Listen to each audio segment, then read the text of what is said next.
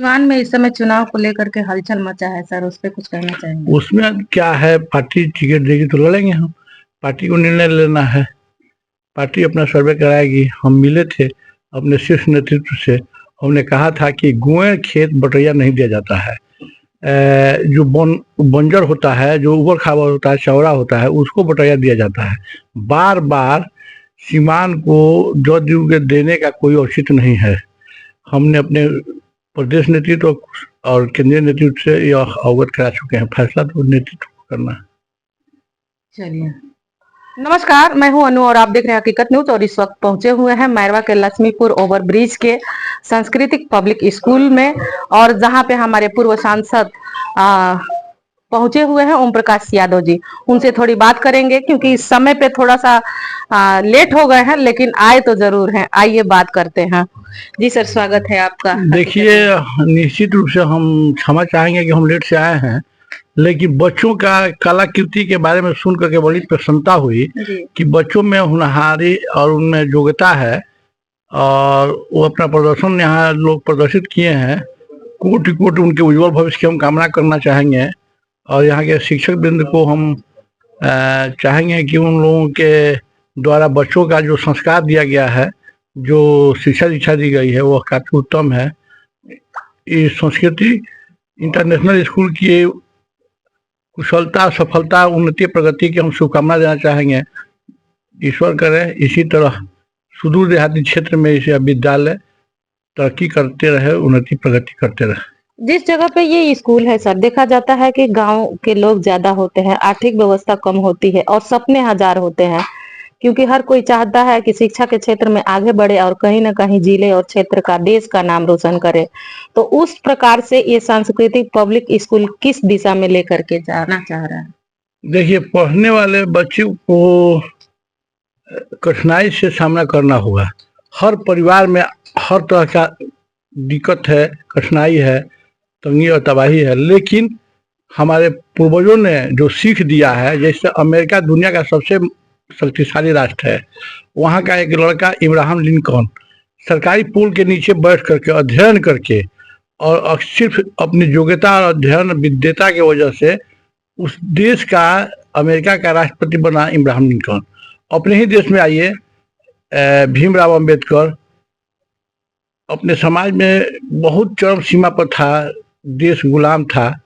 उस विषम परिस्थिति में भी अनेक कठिनाइयों का सामना करते हुए उन्होंने अध्ययन किया, और अध्ययन करके भारत के संविधान के निर्माता बने। दूसरे जगह की बात छोड़िए, जहाँ से हम लोग आते हैं, राजेंद्र प्रसाद जी जो देश के प्रथम राष्ट्रपति हुआ करते थे, उन्होंने अपनी विद्वता के बल पर एक संविधान के, अपने यहाँ संविधान लिखा जाना था, संविधान सभा का एक पेपर गुम हो गया, नहीं मिल रहा था।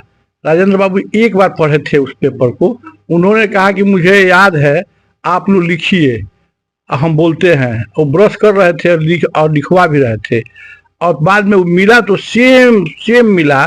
तो ऐसे भी छात्र होते हैं, ऐसे भी विद्वान होते हैं। तो पढ़ने वाले बच्चों को और कठिनाइयाँ का तो सामना करना पड़ेगा, सुदूर देहाती क्षेत्र में है। इनके उज्जवल भविष्य की हम कामना करना चाहेंगे, और जिन्होंने इस विद्यालय की स्थापना किया है उसके सार्थक सोच की भी हम प्रशंसा करना चाहेंगे। वो चाहते तो यह पैसा या पूंजी दूसरे जगह निवेश कर सकते थे, लेकिन उनके मन में तमन्ना थी अपने राष्ट्र के नवनिर्माण में बच्चों का भविष्य उज्जवल बनाने की, जिसके सोच के तहत इन्होंने इस तरह की व्यवस्था सुनिश्चित किया है। उसको भी हम कोटि कोटि धन्यवाद और बधाई देते हैं। कहेंगे सर, जिस तरह से आपके छात्र छात्रा लगातार जिस तरह से विज्ञान प्रदर्शनी के माध्यम से अपने प्रतिभाओं का उत्कृष्ट प्रदर्शन किया, क्या कहेंगे, कैसा लग रहा है आज? आज तो बहुत अच्छा लग रहा है, क्योंकि एक तो हमारा टारगेट था कि बच्चा अपना हाथ से बनाए जी, और दूसरा ये बच्चे का अपना सोचने का रेंज। आप देखिएगा यहाँ मॉडल में एकदम इंसान के कोशिका से, छोटा से छोटा चीज से एकदम महाकाश विज्ञान तक पूरा चीज हमारा ये कैंडल का नीचे समेट गए। तो बच्चा आजकल का कितना जागरूक, कितना उत्सुक, उसके विकास का एक रास्ता हम लोग दिए थे। वो लोग कैसा किए तो आप लोग सब आके ही बोलिएगा आपका माध्यम से, और भी 10 जो गार्जियन नहीं है ऐसा पर्सन भी जोड़ेंगे, मतामत आएगा, हम लोग सुनेंगे।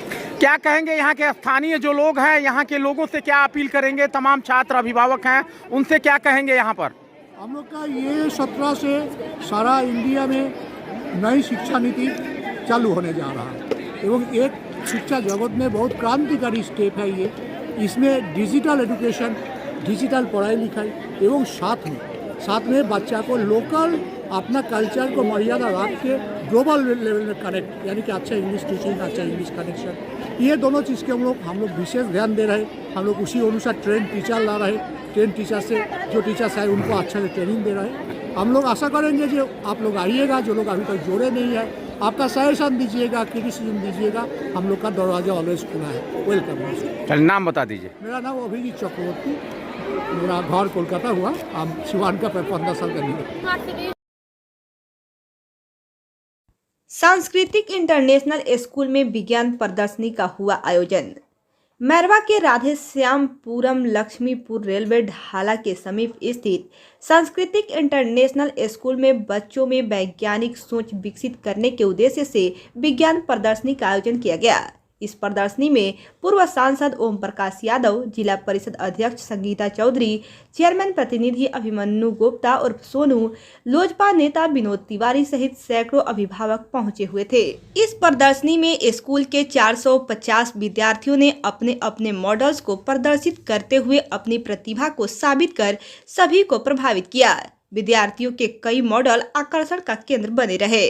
स्कूलों में छात्रों ने विधानसभा, लोकसभा, राम मंदिर, चंद्रयान 3, आदित्य एल्बर्ट, smart city, green earth periscope, vacuum cleaner, metro city, pollution free एडियोमेंट समेत अन्य प्रकार के मॉडल को बनाया था, जो छात्रों ने अपने द्वारा बनाए गए मॉडल को विस्तृत रूप से बताते हुए देखा गया। सांस्कृतिक स्कूल के प्रांगण में विज्ञान प्रदर्शनी को देखने के लिए छात्रों के सैकड़ों अभिभावक पहुंचे हुए थे, जिसमें छात्रों ने विज्ञान, भूगोल, हस्तकला में उत्साहपूर्वक प्रतिभाग करते हुए अपनी प्रतिभा और वैज्ञानिक सोच को प्रदर्शित दरौली के जिला परिषद क्षेत्र संख्या 7 से उनसे बात करेंगे कि आखिर यहाँ पर संस्कृति इंटरनेशनल स्कूल में पहुंच के और बच्चों को जिस प्रकार से प्रदर्शन देखा उस पर क्या कहेंगे। जी सर, स्वागत है आपका। जी, सबसे पहले आपको बधाई, आपके चैनल को बधाई और यहाँ के समस्त सिवान और बिहार वासियों को बधाई। मैडम, हम लोग जिस क्षेत्र से आते हैं रियली में यह सुदूर देहात है और इस जगह पर जो विद्यालय का निर्माण किए हैं वो हमारे बीच नहीं है। सबसे पहले मैं उस महान विभूति को श्रद्धा सुमन अर्पित करता हूं जिन्होंने इस विद्यालय का नींव रखा, वो हमारे बीच नहीं है। उन्हीं के थी में यह कहना है कि यूं तो लोग जीने के लिए जिया करते हैं, लाभ जीवन का नहीं तो भी जिया करते हैं। यूं तो लोग जीने के लिए जिया करते हैं, लाभ जीवन का नहीं तो भी जिया करते हैं। अरे मौत से पहले मरते हैं हजारों, लाखों, करोड़ों, लेकिन मौत उनकी है जो मर कर के भी जिया करते हैं, मर कर के भी जिया करते हैं। आज वो हमारे बीच नहीं है, लेकिन उनकी याद जो है, जब इधर से हम लोग गुजरते हैं मैरवा होते सिवान के लिए, तो याद आ जाती है और कहते हैं कि वो धन्य थे जिन्होंने इस तरह का जगह पर एक अच्छे इंग्लिश मीडियम स्कूल का निर्माण कराने का कार्य किया है। जो पैसे के अभाव में, मान लीजिए अभी ने आपने देखा कि हमारे सरपंच साहब पंकज बाबू, ये चाहे और जो लोग संपन्न होते थे वो पटना, दिल्ली, चाहे और बढ़िया जगह जाकर के आप शिक्षा ग्रहण करते थे। उन लोगों के बारे में ये लोगों ने सोचा कि आखिर सुदूर गांव देहात के जो बच्चे हैं, बच्चियां हैं हमारे, शिक्षा नहीं मिल पाती है, पैसे के अभाव में बाहर नहीं जा पाते हैं, उनके बच्चे भी तो पढ़ेंगे, तो कैसे पढ़ेंगे? उन सारी लोगों की मनोभावना को देखते हुए वैसी जो वहां पर होना चाहिए व्यवस्था, यो गांव देहात में व्यवस्था कर करके आज सभी के लिए यह सारी चीजें उपलब्ध करा करके उन्होंने अति सराहनीय कार्य किया है। और आज भी जो इस विद्यालय का संचालन करते हैं डायरेक्टर महोदय, मैं इनका भी हृदय से आभार व्यक्त करता हूं, इसलिए कि आप उनके ना रहने के बावजूद भी वह कार्य कर करके दिखाने का कार्य किया है, जो हम लोग सोचे कि कुछ प्रभावित होगा, लेकिन आज बड़ी खुशी है। आपको मैडम हमारे पूर्व सांसद बड़े भाई ओम प्रकाश यादव जी ने जो कहा कि हम उस क्षेत्र से आते हैं जो महान रहे, भारत के प्रथम राष्ट्रपति डॉक्टर राजेंद्र प्रसाद जी। आपको यह ज्ञान होगा मैडम कि एक लिखा जाता था कि student should develop not only their mind but also their body. उस बात को हम लोगों ने माना। बीच में कुछ गड़बड़ हो गया था, लेकिन आज भी यह बातें कहते हुए मुझे फक्र हो रहा है कि वैसे ही आज भी वह व्यवस्था कायम की जा रही है और दी जा रही है। हमारे बच्चे और बच्चियां पूरे यहां से और जिला, राज्य और देश लेवल पर टॉप करें।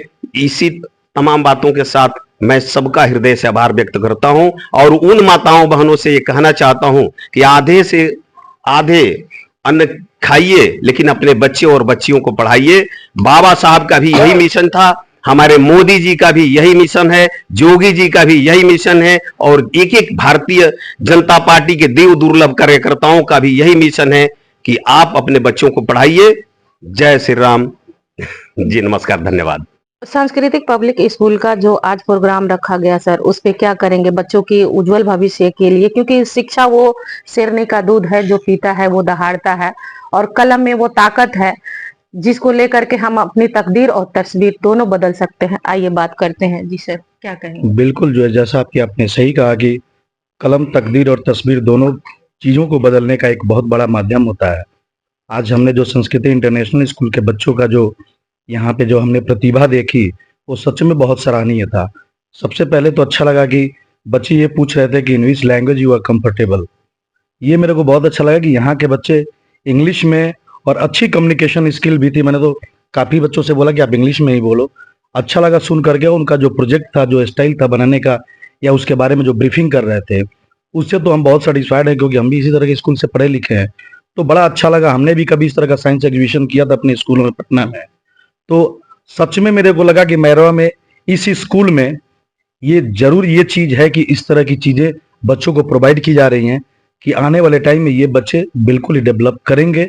और हमारी यही शुभकामनाएं इसके स्कूल और इसके बच्चों के साथ और यहाँ के शिक्षकों के साथ कि ये निरंतर इस तरह का प्रयास करते रहें और शिक्षा के क्षेत्र में इस तरह की विद्वता हासिल करते रहें। जैसे सर आपने कहा कि आपने अपनी शिक्षा दीक्षा पटना में जाकर के लिया, जी जी। तो जो गांव क्षेत्र के लोग होते हैं उतना कंफर्टेबल नहीं हो पाते हैं कि हम पटना, मुंबई, दिल्ली, कलकत्ता पढ़ा पाए।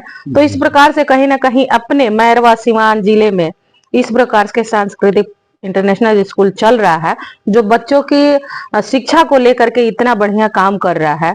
तो हमें क्या पटना, मुंबई, दिल्ली जाना जरूरी होगा? बिल्कुल जरूरी नहीं होगा, क्योंकि देखिए हम भी तो गांव से बिलोंग करते हैं। कुछ दिन के बाद हमें पटना मौका मिला पढ़ने का, दिल्ली मौका मिला पढ़ने का। लेकिन ये जरूर चीज है कि जो चीजें, वो जो प्लेटफॉर्म हमें वहां मिला, ये प्लेटफॉर्म मुझे आज से इस संस्कृति इंटरनेशनल में देखने को मिला। तो इसे मैं ये जरूर कहूंगा कि यहाँ के बच्चे भी उस लेवल पे जा सकते हैं, बशर्ते कि उनके गार्जियन थोड़े सपोर्टिव हो और इस तरह के स्कूल, इस तरह के टीचर्स उनके संदर्भ में आए और शिक्षा को इस तरह से विकसित करें। ये बिल्कुल यहाँ पे भी रख करके उस तरह की शिक्षा लोग प्राप्त कर सकते हैं। इससे मैं सहमत हूँ। मैं पंकज सिंह, ग्राम कन्हौली से। क्या कहेंगे सर? आज बच्चों ने अच्छा प्रोग्राम किया, अच्छा अपना महत्वपूर्ण भूमिका निभाया, और ये सांस्कृतिक पब्लिक स्कूल कहीं ना कहीं देखा जाता है गांव क्षेत्र में आता है, और गांव के लिए आप लोग इस प्रकार से सोचते हैं, तो क्या कहेंगे इस पे? देखिए, सुदूर देहात में इस प्रकार की विद्यालय की स्थापना जिस सोच से की गई कि हमारे क्षेत्र के कमजोर वर्ग के बच्चे जो हैं वो भी उच्च शिक्षा और अच्छी पढ़ाई कर सके, और जिसमें हमारा संस्कृति इंटरनेशनल स्कूल आगे चल रहा है। आज हमने जो देखा, जो बच्चों में प्रतिभा देखी, मैं बच्चों के उज्जवल भविष्य की कामना करता हूं। और यहाँ के प्रबंधक और यहाँ के अध्यापक वृंद, जो सब लोग बड़ी मेहनत के साथ इस विद्यालय में अपना योगदान दे रहे हैं, मैं सबकी भूरी भूरी प्रशंसा करता हूं। विद्यालय को उज्जवल भविष्य और बच्चों के उज्जवल भविष्य की कामना करता हूं। नाम बता दें सर। सुनील पांडे।